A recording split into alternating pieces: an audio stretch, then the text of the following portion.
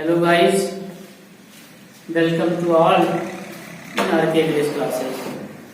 My dear students, today we shall study poem number 3 in English poetry of class 12 on his blindness, composed by John Milton. बच्चों, आज के इस video में हम class 12 English poetry का तीसरा poem का अध्ययन करेंगे, जिसका नाम है बच्चों ऑन हिज ब्लाइंडनेस। और इस कविता के जो कवि हैं बच्चों जॉन मिल्टन। बच्चों, कोई भी कविता पढ़ने से पहले आप कवि का नाम और उस कविता का नाम ठीक ठीक से अपने दिमाग में रखिए। तो बच्चों, जो इस कविता के कवि हैं जॉन मिल्टन के बारे में जब हम विचार करते हैं, वी कम टू नो, हमें पता चलता है John Milton was a religious minded poet. It means he believed in God. It means he had full faith in God. बच्चों, कवि जॉन मिल्टन का ईश्वर में बड़ी आस्था थी, बड़ा विश्वास था। दिस इज वाई, यही कारण है John Milton has composed many poems related to God.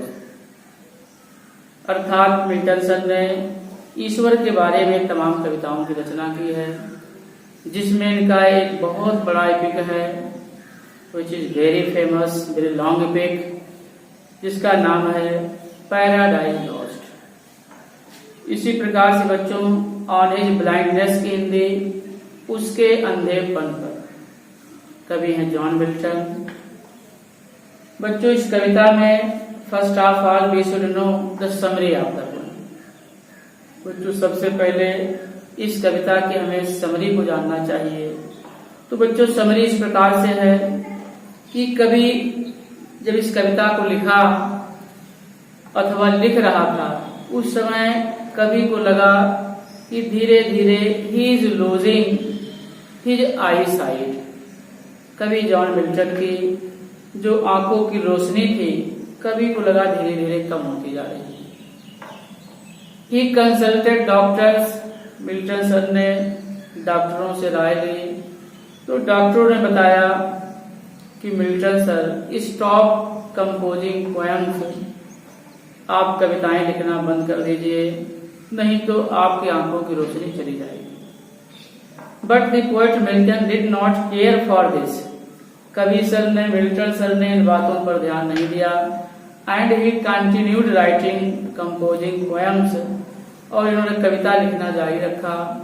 This was Y, बच्चों यही कारण था कि द टाइम केम, एक समय ऐसा आया, he become blind. The poet became blind when he was only 44 years old। बच्चों, कविता में जब हम पढ़ते हैं तो पाते हैं कवि 44 साल की अवस्था में अंधा हो गया। तो बच्चों, जो कविता की शुरुआत की लाइन है जिसमें कवि बहुत दुखी है, the poet is very sad, इस बात को लेकर के कि ही बिकम ब्लाइंड, कवि अंधा हो गया है।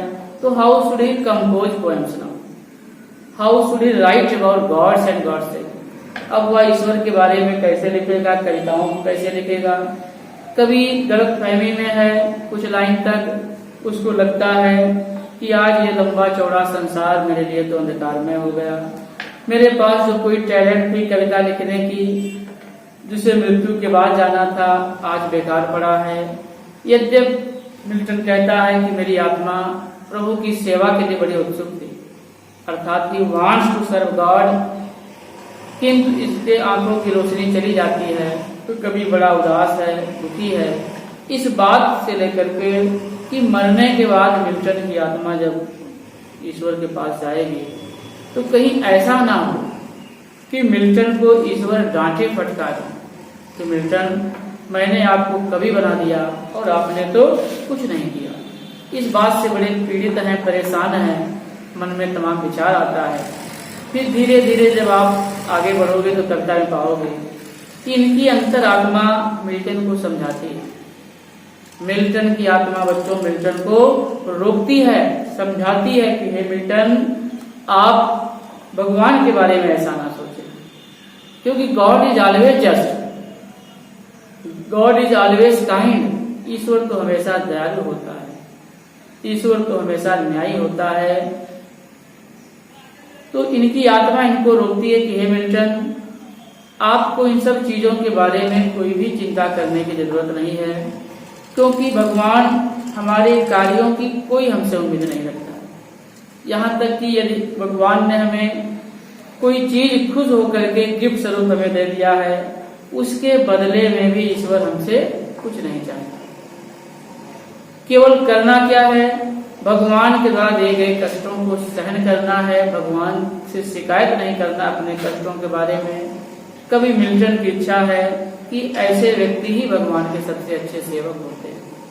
बच्चों जब हम अंतिम स्टेंजा में जाते हैं, अंतिम लाइनों में, तो पाते हैं कि मिल्टन का विचार है कि भगवान तो राजाओं जैसे होते हैं। गॉड इज लाइक किंग, जैसे किसी राजा के पास हजारों हजार नौकर होते हैं, उसी तरीके से बच्चों भगवान के पास भी बहुत नौकर हैं। केवल एक बार भगवान आदेश कर दें तो कभी की इच्छा है हजारों हजार नौकर चाकर उनकी सेवा में देवदूत लग जाते हैं। और जब तक ईश्वर के इच्छाओं को पूरा नहीं कर लेते, आदेशों को पूरा नहीं कर लेते, आया है किताब में बच्चों कि ईश्वर के देवदूत कभी रेस्ट नहीं करते। और जो अच्छे व्यक्ति कौन है, भगवान के अच्छे वर्शिपर कौन है, अंतिम में बच्चों पढ़ते हैं कि जिसने भगवान की अच्छी सेवा वही करते हैं जो लाइन में खड़े होकर के अपने बारी की प्रतीक्षा करते हैं। और इस प्रकार से बच्चों ये कविता समाप्त होती है। ये था समरी बच्चों। I want to tell you something more about this poem. This poem is a personal sonnet of John Milton. बच्चों ये कविता जॉन मिल्टन की व्यक्तिगत सोनेट है। और सोनेट मीन्स बच्चों a poem in which we find only 14 lines. अर्थात बच्चों sonnet में केवल 14 पंक्तियों का कवि प्रयोग करते हैं। इन दिस पोएम, इस कविता में we also find only 14 lines. So please see the line. Now we should study the text of the poem. So please see the line. In the starting of the poem, the first line is like this: When I consider how my life is spent। बच्चों बड़ी अच्छी line. I means the poet John Milton। Consider means think। How माने कैसे, light is spent माने the eyesight, the power of eyes have gone। बच्चों कवि कहता है कि जब मैं विचार करता हूँ कि मेरे आंखों की रोशनी कैसे खत्म हो गई, कैसे चली गई, इरे हाफ माइड एज, अभी आधी उम्र बिताने से पहले। अर्थात बच्चों आपको हमने बताया कि मिल्टन 44 साल की उम्र में अंधे हो जाते हैं। उसी वक्त कविता लिखी गई जब इनको लगा कि इनकी आंखों की रोशनी चली जाएगी। तो लिखते हैं कि आधी उम्र में पहुंचने से पहले ही मेरे आंखों की रोशनी कैसे चली गई, जब इस बारे में मैं सोचता हूँ, कभी विचार करता है, तो ये संसार उसके लिए कैसा हो गया। In this dark world and wide, the poet says that now this big world, this broad world, this wide world has become a dark place for the poet। बच्चों ये संसार अब कभी मिल्टन के लिए अंधकारमय हो गया। थिंकिंग दिस, इस बात को सोचकर the poet is very sad, कभी बहुत उदास हो जाता है। और आगे लिखता है and that one talent which is there to hide. बच्चों कभी जॉन मिल्टन कहता है कि मेरे पास जो एक टैलेंट था, एक एबिलिटी थी, एक स्किल था, एक क्वालिटी थी, कविता लिखने का गुण था, प्रतिभा थी, which is there to hide, जिसे मृत्यु के बाद जाना था। कभी बहुत दुखी होकर बताता है बच्चों, लॉस्ट विथ मी यूजलेस, आज तो वो क्वालिटी मेरे साथ बेकार पड़ी। बच्चों जैसा कि आप जानते हैं, कभी उच्च कोटि का विद्वान था, इसकी विद्वता, लिखने की पावर इसके मौत के बाद जाती, लेकिन अंधा हो जाने के नाते कभी कहता है कि अब तो वो क्वालिटी हमारी यूजलेस है, मैं कैसे लिखूं, भगवान के बारे में क्या लिखूं, अब तो मैं कुछ नहीं कर सकता।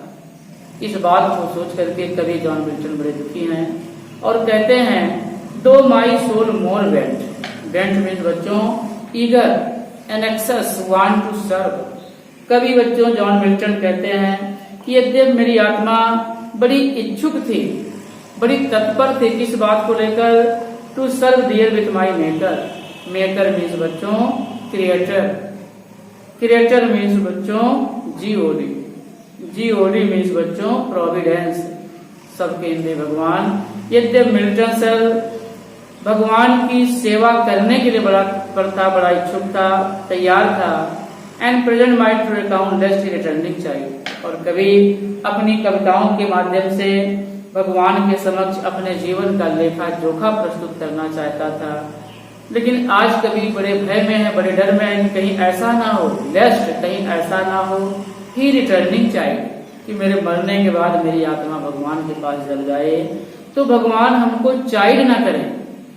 चाइल्ड मीन्स बच्चों स्कूल, कहीं हमको डांट फटकार न मिले कि हे मिल्टन तुमने तो कुछ नहीं किया, मेरे बारे में कुछ लिखा नहीं।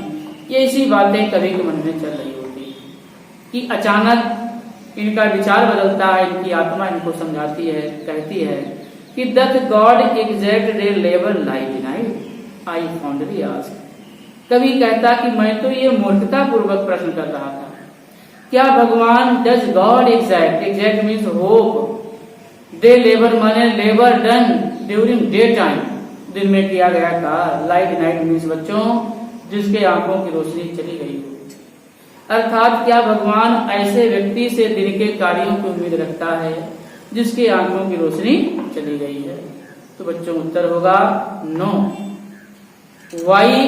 Because either it is day और नाइट, तो कि चाहे रात हो चाहे दिन हो, both are equal for a blind man, एक अंधे व्यक्ति के लिए दोनों समान है। तो यहाँ कवि कहता कि मैं तो मूर्खता पूर्वक ये बातें अपने मन में लाता हूँ, बट पैसेंस टू प्रिवेंट, बच्चों यहाँ अलंकार मिलता है, पैसेंस टू प्रिवेंट जब हम पढ़ते हैं बी फाइंड पर्सोनिफिकेशन, क्योंकि मिल्टन की पैसेंस अंतःकरण आत्मा मिल्टन को प्रिवेंट करती है, स्टॉप करती है, चेक करती है, रोकती है कि हे मिल्टन आप गलत सोच रहे हैं, you are wrong, you don't know about God. हे मिल्टन आपको भगवान के बारे में नहीं पता। दैट मर्मर शुड रिप्लाई, बच्चों जब इस लाइन को हम पढ़ते हैं तो पाते हैं कि poet John Milton has used onomatopoeia. बच्चों यहाँ आनोमाटोपोइया अलंकार का प्रयोग किया गया है। इनकी अंतःकरण मिल्टन को उत्तर देती है कि God doth not need either man's work, हे मिल्टन ईश्वर को मनुष्यों के कार्यों की कोई जरूरत नहीं है।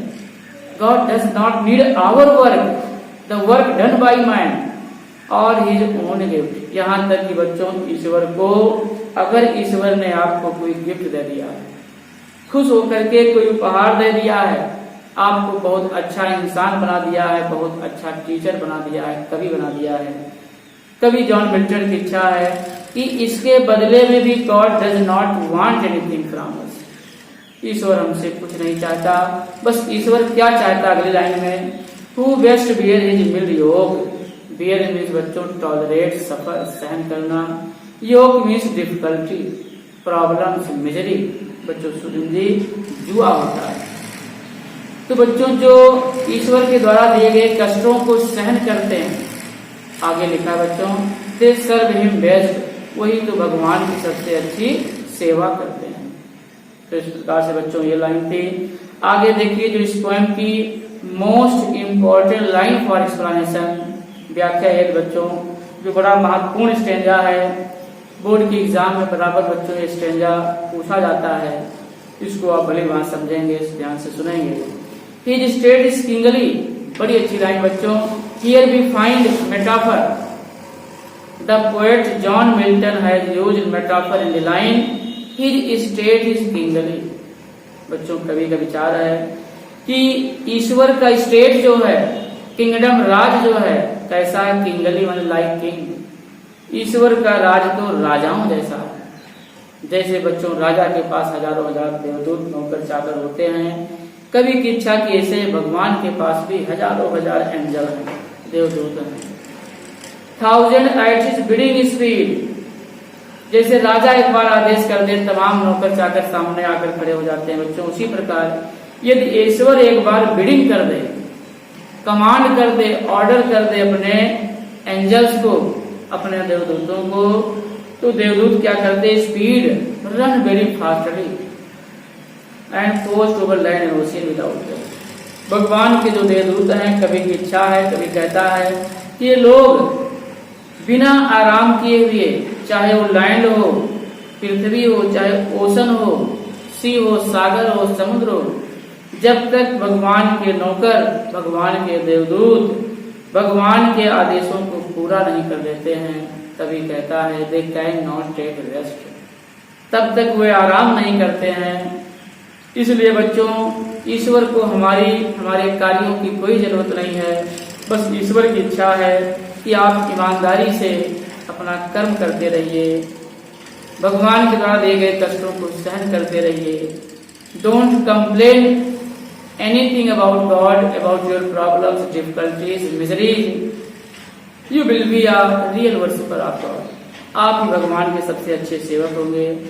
बच्चों, see the last line which is very very important, which become proverbial। बच्चों, कोटेशन टाइप का लाइन है ये। They also serve who only stand and wait. भगवान के सच्चे सेवक कौन है बच्चों? यहाँ बताया गया है कि ऐसे लोग दे आल्सो सर्व, वे भी भगवान की सेवा करते हैं। हु ओनली स्टैंड, जो अपने पंक्ति में खड़े हुए हैं, and wait for his turn, और अपने बारी की प्रतीक्षा करते हैं। अर्थात they should have patience, they should have power to wait, जिनके पास इंतजार करने की क्षमता है, धैर्य रखने की क्षमता है। बच्चों, कवि की इच्छा है कि वे भगवान के सबसे अच्छे सेवक हैं।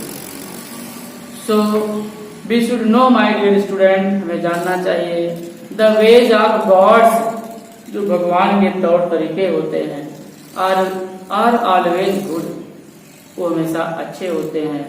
So we should not complain about our difficulties to God।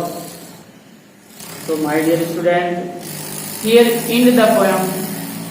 Here ends the poem. Now this poem is over now, and I hope, my dear student, you will understand this poem. You will like this poem, and so if you like my videos, so please, I would like to tell you, please like and subscribe RK English classes on YouTube channel. So please, thanks for watching this.